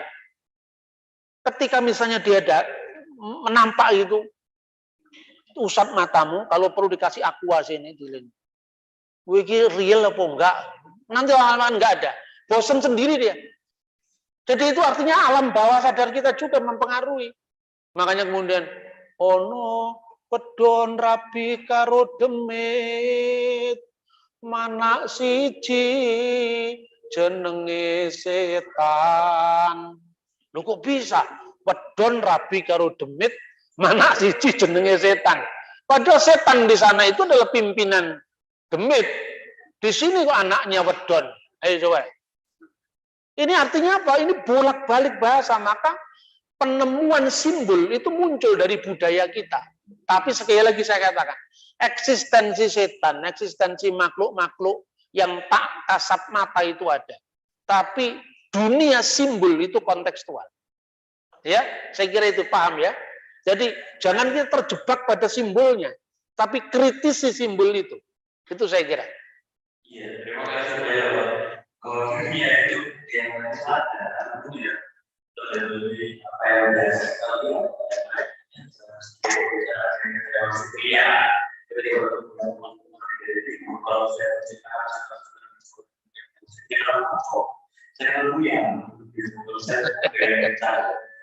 ini bisa terbalik kemari ya kami bisa lihat lalu kita sama-sama belajar bahwa kita sudah berbeda sebuah berbeda dan kita melihat seperti itu dan bukan seperti biasa yang kita lakukan kita. Ya, terima kasih karena waktu besok malam saya ada satu pertanyaan terakhir. Langsung. Ya, boleh lah. Dengan Pak Wid. Gini Pak, mungkin tadi kan sudah banyak penjelasan. Bagaimana cara kita untuk mempertahankan idealis kita sebagai orang Kristen? Karena bagi saya orang muda masih banyak sekali, entah itu yang namanya jodoh, entah itu yang namanya rezeki, itu kan pasti berbenturan. Kayak kemarin waktu saya bekerja juga, karena saya sudah lama meninggalkan peribadatan. Bagaimana untuk kedepannya supaya di tengah-tengah kehidupan kita tidak meninggalkan ideologi kita sebagai orang-orang Kristen. Sudah. Iya, itu ya karena gini, kita harus membangun komitmen yang terus-menerus dengan Tuhan yang kita imani itu. Kalau kita sudah satu, artinya selalu istilahnya itu pengenalan pribadi, membentuk satu hubungan yang dekat sama Tuhan, karib dengan Tuhan, saya kira segala sesuatu itu tidak akan mengena ke kita. Sebab gini loh, ukurannya gini. Sesuatu yang sifatnya rohani itu kan abadi. Soal harta benda itu kan sifatnya nisbi sekali. Dulu saya usia masih sekitar 30 tahun, 35 tahun itu, idealisme saya itu tinggi sekali. Saya itu kan pecinta buku-buku, ya, koleksi-koleksi itu kalau saya keluar negeri dimanapun saya selalu saya cari buku. Ketika kemudian saya menikah, uang saya tidak cukup untuk saya membuat rumah yang sesuai dengan standar yang saya inginkan. Lalu teman saya ini mempengaruhi saya untuk saya hidup seperti orang kebanyakan. Saya bilang, Mas, kamu punya tabungan berapa? Segini. Kamu jual aja itu. Tanahmu itu. Belikan rumah yang lebih biasa di tempat ini. Memang masuk akal. Tapi pikiran saya, yang saya butuhkan itu sebetulnya kan hidup saya itu sederhana loh, saudara. Saya itu tidak pernah aneh-aneh itu. Ya, saya itu hidup sederhana. Makan sehari-hari sederhana. Keluarga saya sederhana. Tapi yang saya pikir, ini kalau rumah saya tipe 54, buku saya ditaruh di mana? Lah antara kebutuhan idealis, realistis dengan idealisme itu bertabrakan. Idealisme saya bukan saya punya lebih dari satu mobil, baju saya bermerek loh. Saya itu malah punya pandangan kepada saya. Ini baju yang tidak ada mereknya saya pakai, nanti orang ikut pakai. Jadi kamu harus mempengaruhi orang, jangan dipengaruhi orang. Ngerti nggak? Kenapa kita mau dipengaruhi orang? Ini baju yang nggak ada mereknya itu, saya pakai nanti orang ikut-ikut pakai. Itu baru kamu bisa mempengaruhi orang. Tapi kalau kamu dipengaruhi orang, berarti kamu tunduk pada pasar yang diciptakan orang. Nah, kekuatan jiwa itu harus ada. Saya sampaikan, akhirnya apa? Keyakinan saya kepada Tuhan, sekalipun itu juga artinya dalam hidup itu ya ada keringnya juga adalah. Saya berdoa cuma begini, Tuhan, untuk ukuran hidup saya sehari-hari sudah terlalu cukup saya. Rumah, anak saya cuma 2, ya ini sudah terlalu cukup. Tapi buku saya ditaruh di mana? Orang luar tidak bisa paham apa yang saya sampaikan. Karena apa? Ini buku saya kalau dijual harganya lebih mahal di rumah saya. Coba saya datang di tempat loak buku di Tel Aviv, saya beli buku. Itu mungkin harganya kalau bisa dinilai dengan barang antik ya mahal sekali. Karena apa? Itu naskah foto setiap halaman dari Dead Sea Scroll. Naskah Gulungan Laut Mati. Itu isinya Alkitab yang usianya lebih dari 2000 tahun. Orang paham nggak kalau itu barang berharga? Bagi saya lebih berharga daripada rumah mewah. Karena kalau rumah mewah itu orang bisa semua bisa beli. Tapi untuk mendapatkan benda ini orang tahu dari mana? Anda tahu? Tuhan menjawab idealisme saya. Karena apa? Ya saya tidak minta apa-apa, saya cuma minta apa? Buku-buku saya ditaruh di mana? Lebih dari 20 tahun saya mengumpulkan ini. Dan nanti kalau saya sudah engkau panggil, saya mati. Bagaimana saya mensosialisasikan buku ini? Kalaupun saya sakit sampai sekarang ini, saya baru operasi, doa saya cuma satu. Tuhan, kapan saja Tuhan panggil saya siap. Tetapi buku yang sudah saya beli dari berbagai macam koleksi kuno, ketika Tuhan panggil saya belum menerjemahkan, belum membuat tayangan minimal YouTube. Lalu apa mungkin generasi setelah saya tahu kalau buku ini penting? Misalnya Prasasti Slinder Koles Agung yang saya ceritakan. Kalau itu tidak saya muncul dalam ngaji Alkitab, itu bacaan saya kira-kira sudah 15 tahun yang lalu. Tapi karena ada target bahwa saya sekarang membaca kitab Esra, baru bacaan itu muncul kembali. Saya punya koleksi ensiklopedi arkeologi Holy Land sampai pada penemuan terakhir. Termasuk dibacanya kembali kitab Ester yang dulunya ketimbun itu anggur selama 2000 tahun. Setelah sekarang ini naskah itu di foto negatif ya, ultraviolet itu Sekarang ternyata kitab Ester yang ditemukan. Nah, yang seperti ini di kalangan sekolah-sekolah teologi atau seminari pun tidak semua orang berminat seperti ini. Paham ya? Jadi antara idealisme seperti ini, kalau kita punya panggilan hidup, itu tidak akan luntur. Tapi kalau kita tidak memiliki panggilan yang kuat, itu mudah luntur.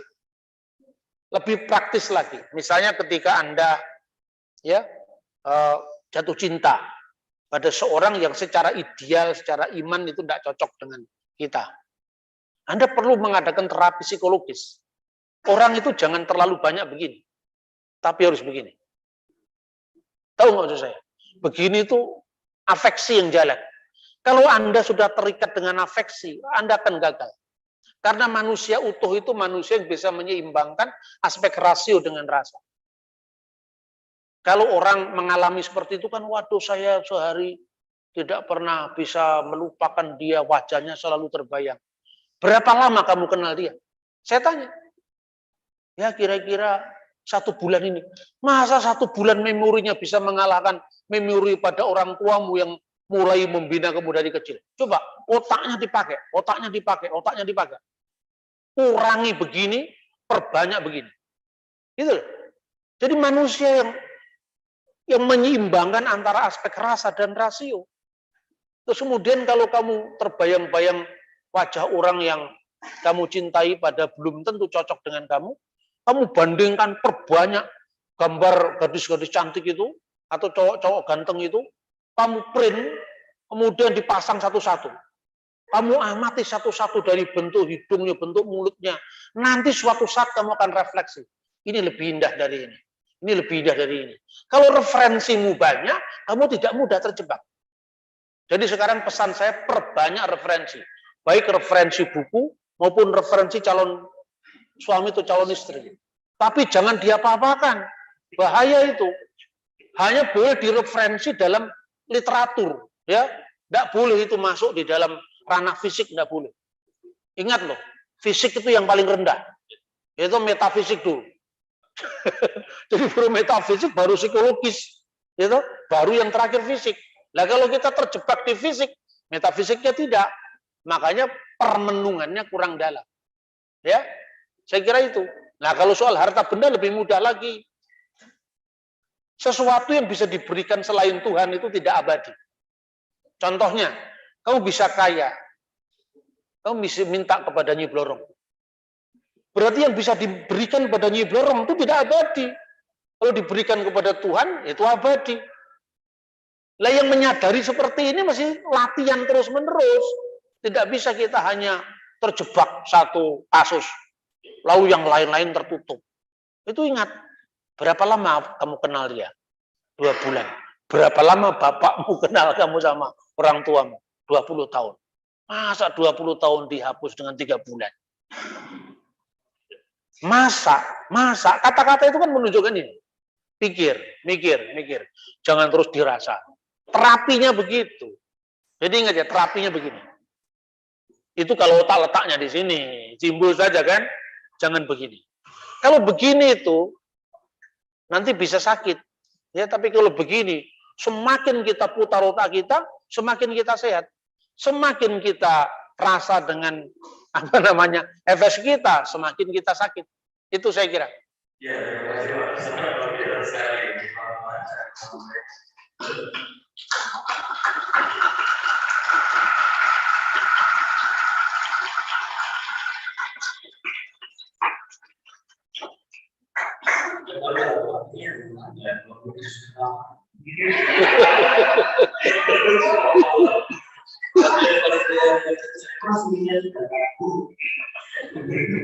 Terus kalau mungkin satu pertanyaan terakhir dari Pak Pendeta, ini dijawab singkat.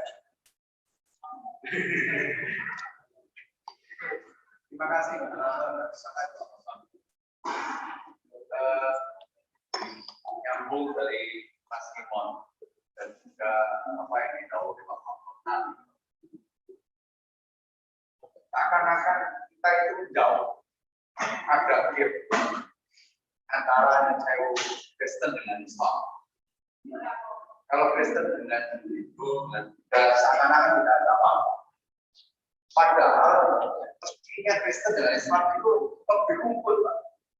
Karena bapaknya waktu bapaknya Abraham sampai Arab atau Agar ini tetap sana. Mestinya yang Kristen dengan Islam mestinya lebih rumput. Tapi kenapa? Apakah